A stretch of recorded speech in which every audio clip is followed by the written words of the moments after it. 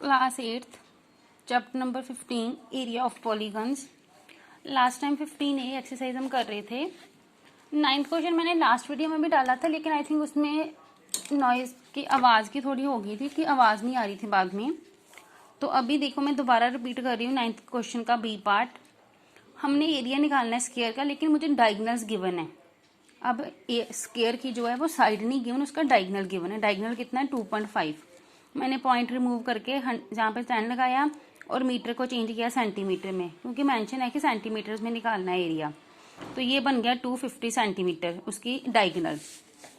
अब area of square का जो डायगनल का फॉर्मूला है डायगनल में, वो होता है डायगनल की स्क्वायर करके उसका हाफ करो। ये भी एरिया ऑफ स्क्वायर ही होता है। वैसे होता है ना साइड स्क्वायर, लेकिन डायगनल्स की फॉर्म में क्या होता है, डायगनल्स की स्क्वायर डिवाइड बाय 2। तो 250 की स्क्वायर करेंगे पहले और उसके बाद 2 से डिवाइड कर देंगे। That's it. इसके बाद देखिए क्वेश्चन नंबर 14, जिसमें हमने एरिया ऑफ पैरेललोग्राम निकालना है। फार्मूला होता है एरिया ऑफ पैरेललोग्राम का बेस मल्टीप्लाई हाइट। तो हमें सिंपल है ये क्वेश्चन, बेस गिवन है पैरेललोग्राम का, ये पैरेललोग्राम की शॉर्ट फॉर्म में लिखा है उसे 3.6 और हाइट गिवन है 2। मतलब ऐसे होगा ना पैरेललोग्राम कोई ऐसे, तो उसमें ये हाइट होगी उसकी और एक उसका बेस हो गया। बेस गिवन है मुझे उसका 3.6 और हाइट गिवन है 2। एरिया निकालना है, बस दोनों को जस्ट मल्टीप्लाई और सेंटीमीटर स्क्वायर में आंसर निकलेगा एरिया का। एरिया की जो यूनिट है वो स्क्वायर में आती है, चाहे मीटर स्क्वायर हो या फिर सेंटीमीटर स्क्वायर हो। इसके बाद question number 15 part number B देखिए। बी पार्ट में मुझे बेस गिवन है, हाइट नहीं गिवन और एरिया गिवन है। जो जो गिवन है वो लिख लिया मैंने। जैसे हम लेंथ ऑफ रेक्टेंगल या length of breadth of rectangle निकालते हैं ना, वैसे बेस जो है 15th क्वेश्चन का बी पार्ट वो दिया है 43 मीटर। हाइट दी हुई है 215 मीटर स्क्वायर।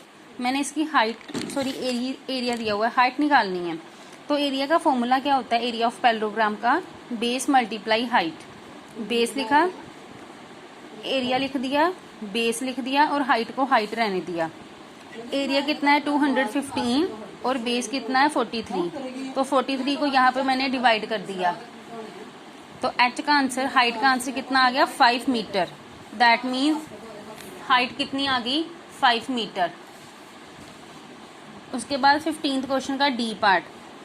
बेस मुझे दिया हुआ है 3x, हाइट दी हुई है 2x, एरिया मैंने दिया हुआ है 216। मैंने x निकालना है, क्योंकि जब मुझे x पता चल जाएगा तो फिर मैं हाइट और बेस दोनों निकाल सकती हूँ। एरिया का क्या फॉर्मूला है, बेस मल्टीप्लाई हाइट। एरिया लिख दिया 216, बेस है 3x, हाइट है 2x। 3 to the 6, 6x square आएगा इसका answer. 216 equals to 6x square. अब 216 को 6 से करो डिवाइड, जो भी आंसर आएगा उसको बाद में उसका स्क्वायर रूट निकालोगे।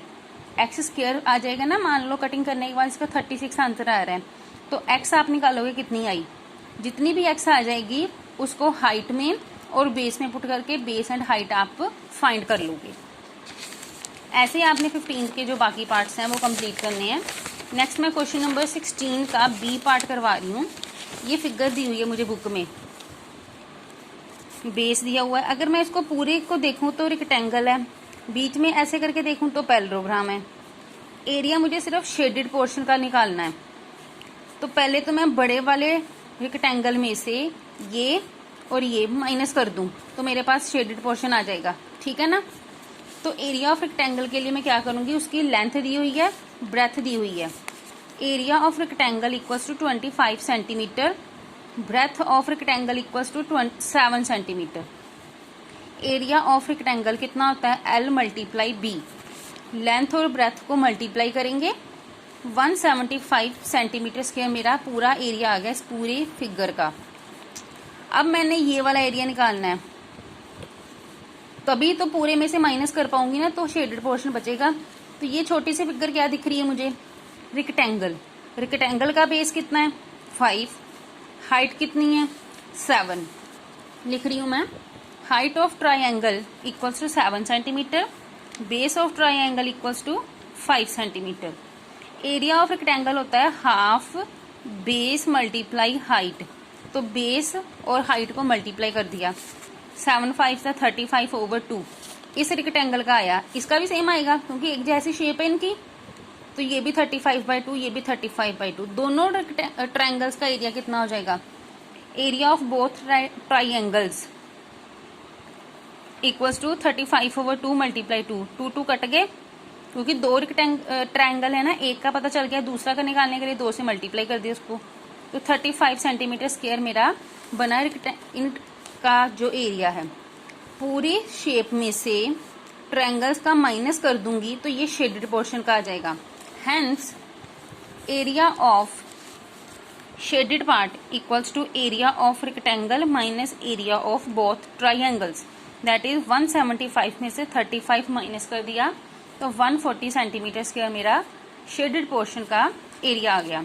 नेक्स्ट जो शेडेड पोर्शन है वो ट्रायंगल बना हुआ है और उसकी सारी साइड्स जो हैं वो 8 सेंटीमीटर की दी हुई हैं। तो ये जो जिसकी सारी साइड्स इक्वल होती हैं वो इक्विलेटरल ट्रायंगल होता है। तो क्या लिखूंगी? Side of equilateral triangle equals to 8 centimetre. Area of equilateral triangle का क्या फॉर्मूला था? Square root of 3/4 a square. Square root of 3/4 multiply 8 multiply 8। A मतलब साइड, कितनी है साइड यहाँ पे? 8 सेंटीमीटर। तो 8 की स्क्वायर, 8 मल्टीप्लाई 8, 4 1 दा 4, 4 2 दा 8, 8 2 दा 16 मल्टीप्लाई स्क्वायर रूट ऑफ 3। मैंने बताया था स्क्वायर रूट ऑफ 3 की वैल्यू हमेशा कितनी होती है? 1.732। अब इन दोनों को मल्टीप्लाई करो तो आंसर आ रहा है 27.712 सेंटीमीटर स्क्वायर। अब इसका जो 16 का ए पार्ट है वो आप खुद करोगे। पूरे पैरेललोग्राम का एरिया निकाल के उसमें से ये छोटा सा बॉक्स क्या है? स्क्वायर। तो स्क्वायर का एरिया बस माइनस कर देना तो मेरे पास शेडेड पोर्शन का एरिया जो है वो फाइंड हो जाएगा। नेक्स्ट क्वेश्चन नंबर 17 होमवर्क है, 18 होमवर्क है, 20 एंड 22 आपके होमवर्क है। एक बेस है, एक हाइट है। एरिया ऑफ ट्रायंगल का फॉर्मूला लगाना है हमने बस, हाफ बेस मल्टीप्लाई हाइट का। इसमें भी 17 में भी और 18 में भी। एल्टीट्यूड का मतलब भी यही होता है, हाइट ही। ठीक है, तो 18 के 2 पार्ट कर लेना, ए एंड बी। 20 में इक्विलेटरल ट्रायंगल का निकालना है, √3/4 ए स्क्वायर का फॉर्मूला लगा के। ए दी हुई है 20। 22 में एरिया ऑफ ट्रायंगल और रीजन निकालना है, उसका बेस दिया है और एरिया दिया है, हाइट निकालनी है। हाफ बेस मल्टीप्लाई हाइट का फॉर्मूला लगाओगे एरिया लिख के। एरिया की जगह एरिया, हाफ की जगह हाफ, बेस की जगह पे 32। हाइट नहीं लिखोगे, बाद में उधर ले जाके सॉल्व करके एच निकाल लोगे, जैसे हम रेक्टेंगल में और पैरेललोग्राम में निकाल रहे थे जो एक मिसिंग थी वो चीज। 17, 18 का ए बी, 20 एंड 22 यही क्वेश्चन करने हैं आप लोगों ने, ये होमवर्क है।